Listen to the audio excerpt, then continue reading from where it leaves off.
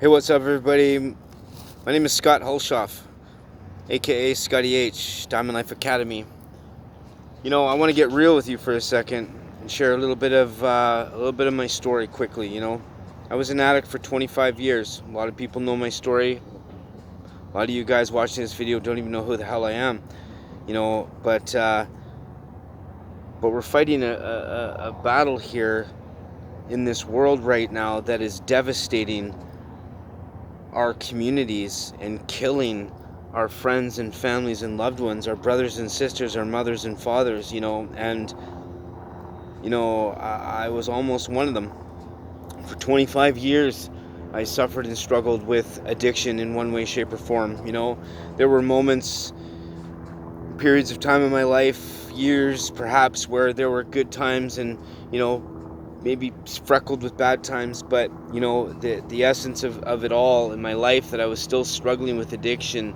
If it wasn't alcohol and drugs, it was sex or attention or ego. Like, holy man, my ego in my life just absolutely just caused me fucking just chaos.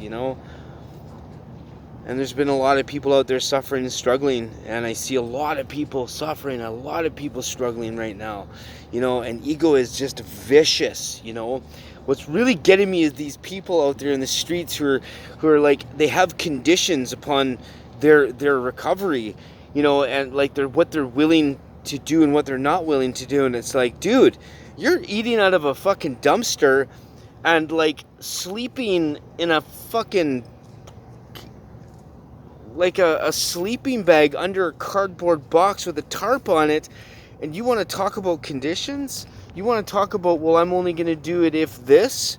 Like, you know what? And it's crazy because, like, I was like that one time too, right? Like, I had all these conditions. I had to hold on to this and I had to hold on to that. And it's like, well, I'm only doing it if this. And that was the insanity of my disease, right? The insanity of ego and the viciousness of the devil that just convinced me that, that I could, in some way, that I didn't fucking need this, I didn't need that program, I didn't need that, and I could outsmart it and I could out-educate it. And like, I tried all that stuff, man. 25 years I tried everything. Like, seriously, I tried, man. I got out of the pen in 2009 after like dotting through there. First bit was 4.5 years. I went into the penitentiary in British Columbia, the federal institution, doing cocaine as powder and drinking, and I came out a needle banging, crack smoking junkie. The jail system is not helping at all. It is adding and contributing, perpetuating and exacerbating this crisis to, like, fucking devastating extents, right? I just wasn't capable of handling life at all. Nobody taught me how to deal with my emotions growing up. Nobody taught me how to feel, how to face challenges. Like, yeah, sure, I put on a good front throughout the years and, did a bunch of fancy things and, but it was all projection. It was all image. It was just this mask that I put out to the world so, you would accept me. And that's the thing, right? Like, even now in today's society, it's what everybody's trying to do. Everybody's just trying to fit in and just get acceptance and belonging. The kids nowadays are just lost. And of course they're lost because the generation before them were lost. We can't give away what we don't have. You can't be a parent if you don't know how to be a parent. And if you don't know how to be a parent because you weren't parented that good, then what? Where does the cycle end? Like, I was an addict at probably 5 or 6 years old. I was addicted to attention and a sense of belonging and approval and fitting in and belonging, and I never got it because I always moved around a lot, which contributed to my negative behaviors and my acting out. Typical class clown, always seeking attention. Any attention is better than no attention, right? Am I speaking a language here somebody recognizes? And then came alcohol, and then alcohol was awesome, but I had this balance between, like, I really wanted to be an athlete, but like, then I grew up and got introduced to drugs, and drugs just became like, whoa, this is just wicked, this is what I've been searching for. But no, I was lost completely lost and broken. Seeking. I had a void deep within my fucking heart, man. Deep within my heart. That was aching, longing for something that I had never gotten my whole entire life, and that was love. Right? Love and just genuine approval. But you know what? Here's the thing, right? Here's the irony of love. And the paradox is the fact that, we seek outside of ourselves to fill this void in our hearts with substances, people, places, and things, fancy clothes, watches, likes on Facebook. It's just fucking nuts, right? But, where we need to be seeking the love is right in within us this whole time. The whole time we've been seeking from outside of us, which can only be filled from within. It's crazy. People are dying on the streets right now because, everybody's turning their backs. I mean, there's a lot of stuff out there. There is a lot of things out there that are available, more now than there ever was before, I'll tell you that much. But it's crazy, to see the people out there that are still struggling, still suffering, and still holding on to that insanity. For anybody out there who thinks this is a lack of morals or a lack of choices and options, just look at the human beings that are on the streets and what they are doing. Does that look like a choice? Do you think that these people who are living like fucking animals really choose to be living like that? Like they have any sense of fucking moral implication or integrity or like value? No, they don't. All they know is drug seeking to fill the void. And I know because I used to be one. But that was 27 months ago. How I recovered? I recovered because I gave my will and my life over to God, and I followed a few simple suggestions to me that was given by people who knew a little bit more than I did. What was crazy is I used to go to seminars and shit, and try and get figured out how to make a quick buck and fucking become a millionaire and all this kind of shit. And the thing is that, what I really needed to be, what I needed to do is I needed to start seeking some fulfillment, some purpose, and that came when I started actually giving a shit about my life, and I started actually listening to people who knew what they were talking about, because they had achieved and accomplished something that I really desperately wanted, and I didn't know how to acquire. They established a life for themselves in recovery and rehabilitation, and they were living to their utmost extent, living to their true potential, maximizing the opportunity of life that they've been given by the grace of God. God came to me one day in the back of a police car where my spiritual awakening happened, and he showed me my life. And I have been beaten, I have been stabbed, I have been damn near beaten to death. The back of my head, baseball batted to almost to death. I've been stabbed with a fucking 3-inch spike right through my heart. I got stabbed 17 times in 2006. I got left for dead. I've been beaten so many times because of drug situations and gang stuff. I was in solitary confinement for 14 months. I overdosed like 5 times. I had to be Narcaned. I've been in so many car accidents and rolled my car, and it's just crazy. And here I am, yet another day alive. It's fucking amazing. It really is. It's fucking a goddamn miracle.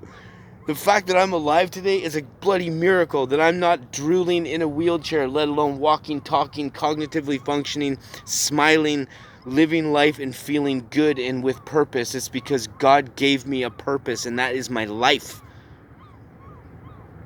I followed a few simple rules and a few simple suggestions by people who knew something that I didn't. I admitted that I was powerless, and I stopped pretending that I knew something that I so desperately needed to know.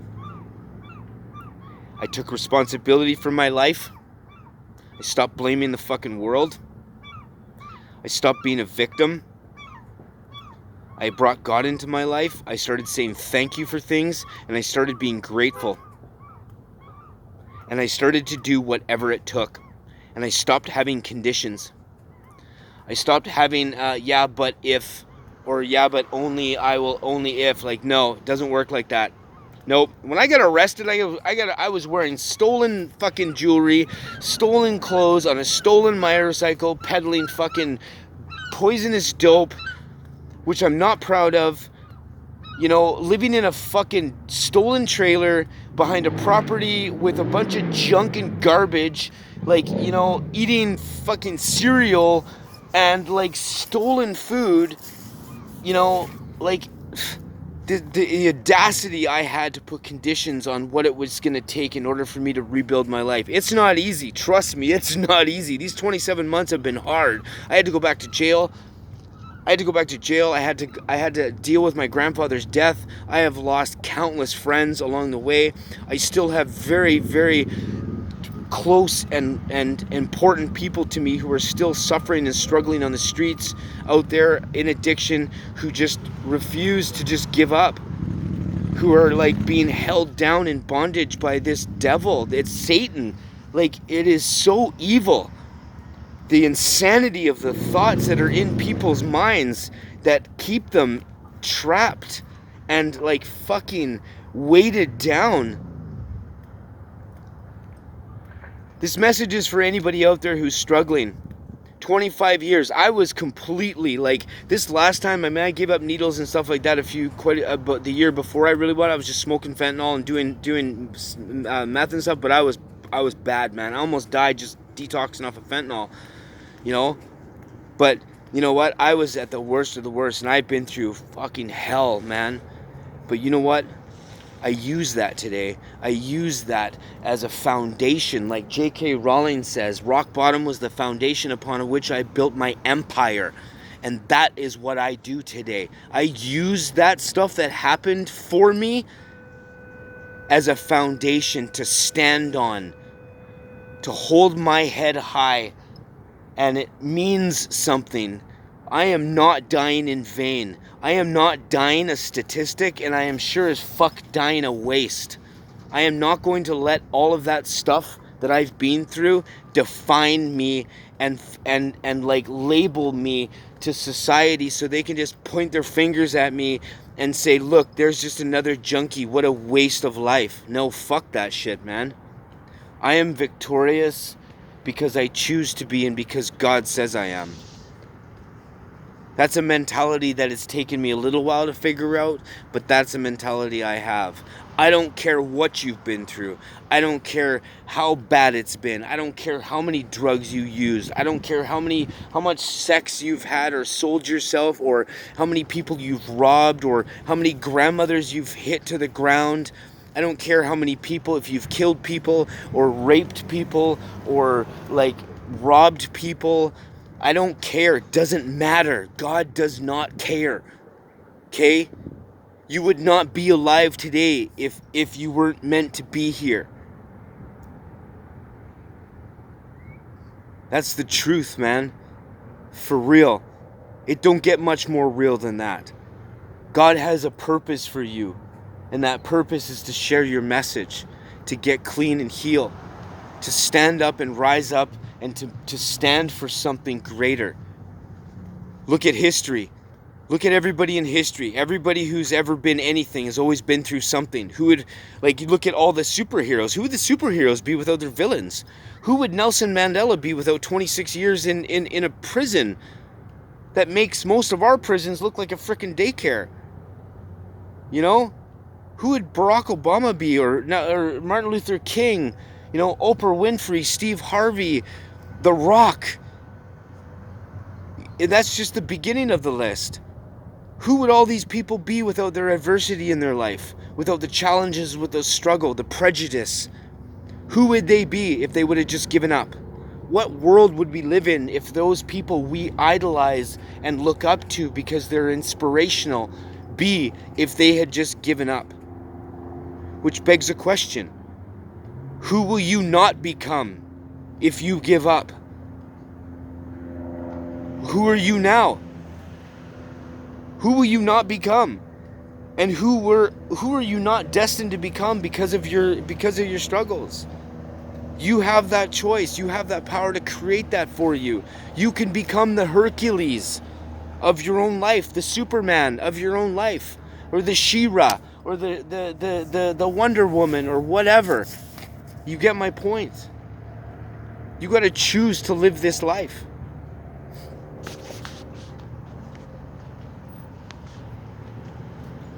No, the choice is yours. People are calling me like crazy right now, and I'm like, because I'm on a good roll here.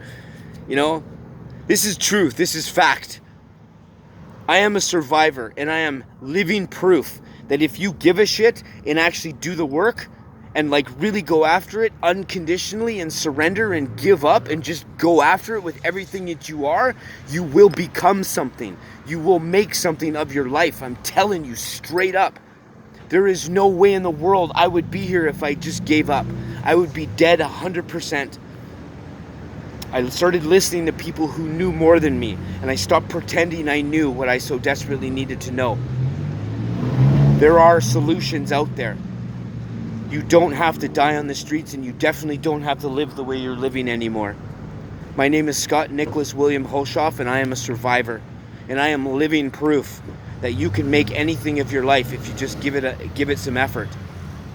Right? Effort. Nothing more. Effort. You are worth it. God loves you. I love you. And people out there love you and care about you.